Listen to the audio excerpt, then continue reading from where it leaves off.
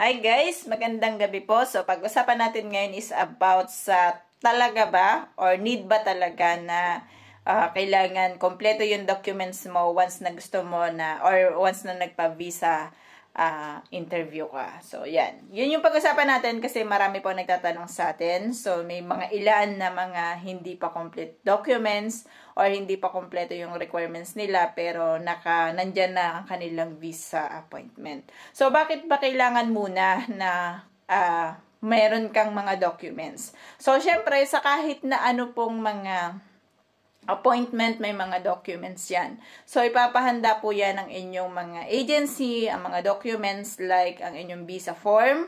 So, syempre, kailangan nyo nang magdala ng ballpen na black. So, normal yan. So, kailangan may ballpen. Tapos, kailangan yung NBI nyo with apostille na siya.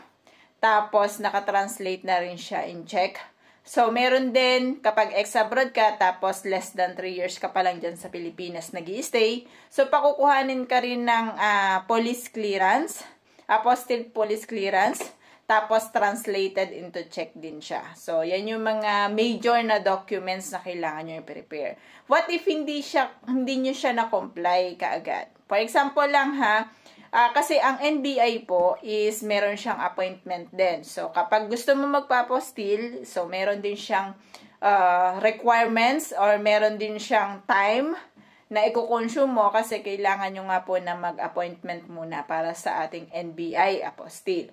So, once na hindi mo siya natapos, for example ha, nakakuha ka na ng NBI, kaso hindi pa siya naka-apostille. For example lang to, hindi pa siya naka-apostille.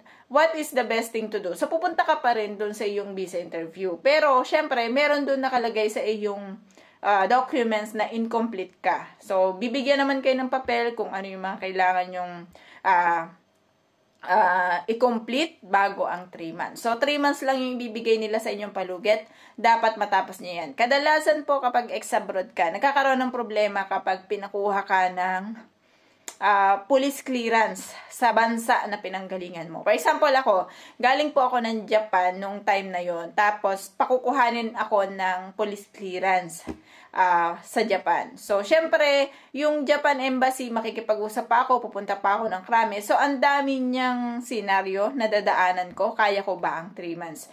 Ang pagpapa-apostille, pagkuha ng police clearance with apostille sa Japan is nag-earn siya ng 2 to 4 months.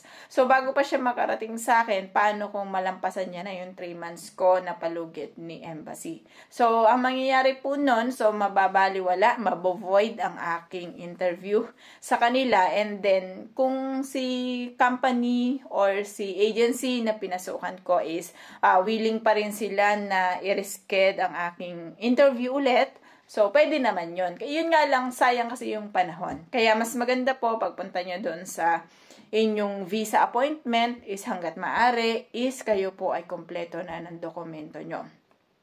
In-explain ko lang to para dun sa mga hindi pa kumpleto yung dokumento. Kung ano ba yung mga possible na pwedeng mangyari once na hindi kumpleto ang dokumento nyo, tapos inabot kayo ng 3 months, hindi nyo siya na-comply.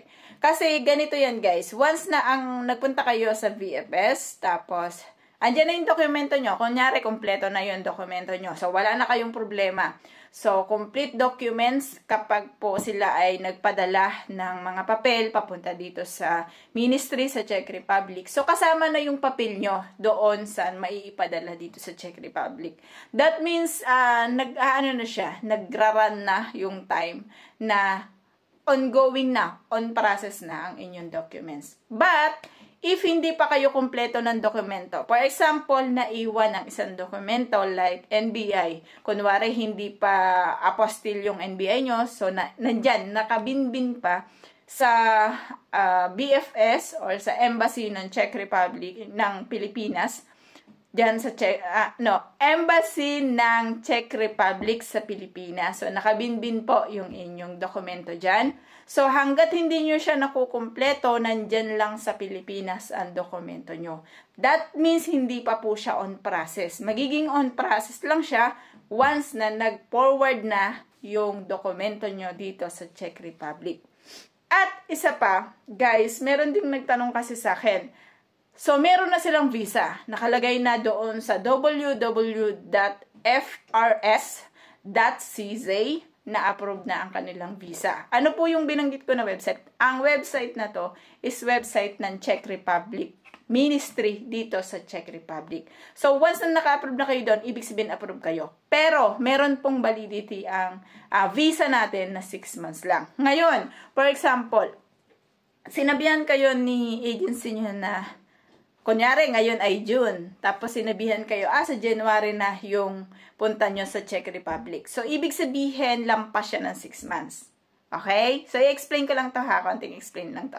Lampas siya ng 6 months. So, wag kayong mag-worry guys. Kasi hanggat hindi po nakukuha ni agency ang inyong visa sa ministry dito sa Czech Republic, that means po, ang visa nyo ay hindi pa siya nagra-run ng 6 months. So, magra-run lang siya ng 6 months once na yung visa nyo na forward na kay agency. Ngayon, itong si agency nyo, nasa kanya na yung visa.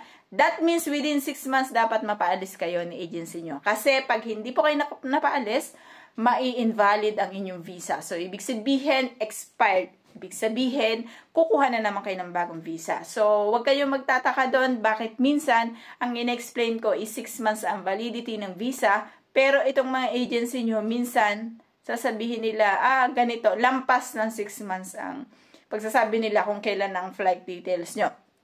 Which is, hanggat hindi naman nila nakukuha kay ministry or hindi pa na bibigay ni ministry sa kanila ang inyong visa, kahit po ang nakalagay dun sa computer is naka-approve na kayo, hanggat hindi nila nakiklaim yon ng mga agency nyo, yun po ay hindi nagra-run ng 6 months. Ibig sabihin, kahit 6 na buwan na siya dyan na naka-approve, basta hindi pa siya nakukuha ni agency nyo, is valid pa rin po yun. So, wag kayong malilito guys doon na, wag kayong malilito. So, yan lamang and sana nakatulong po ako sa ilan na nagtatanong about sa ating visa. So, yun. Gaya nga ng sinabi ko, mas tip ko na mas kompleto ang inyong requirements. Mas maganda po kapag nagpa-visa kayo. Pero, meron akong isang idagdag. So, yung NBI kasi natin is na-expired. Once na pumunta kayo sa visa appointment nyo, dapat ang inyong NBI is valid for 160 days. So, that means, kapag tingin nyo delikado na sa pagka-valid ang inyong NBI. So, kumuha na po kaagad kayo ng bago. Kasi ganun din yung gagawin sa inyo. Pagdating po doon, tapos wala ng 180 days ang inyong NBI, sasabihin po sa inyo is kumuha kayo ng bago. Then, pagkuha nyo ng bagong NBI, ipapa-apostil nyo ulit yan. Saka nyo dadalhin sa embassy ng Czech Republic dyan sa Makati, Manila. So, yan po yung scenario, no? So, dapat 180 days. So, naglabas ako ng vlog na sinabi ko na dapat kompleto yung documents nyo pagpunta nyo doon. At huwag kayong pupunta kung hindi kompleto. Pero, hindi ko siya in-elaborate kung ano yung reason, bakit ganon. So, ngayon, nagbigay ako ng reason sa inyo. Siguro naman, mas clarify yung reason ko nga na yun. So, mas maganda po talaga, punta kayo doon na kompleto yung dokumento nyo. Pero, if hindi naman kompleto ang dokumento nyo, pwede pa rin kayong pumunta doon. Siyempre, visa appointment nyo yun. Puntahan nyo rin yung visa appointment nyo. Pero, at the same time, medyo i-urgency nyo yung pag-ayos ng documents para hindi po kayo tamaan ng ng 90 days na palugit nila. Yun lamang and thank you so much guys. Have a nice night.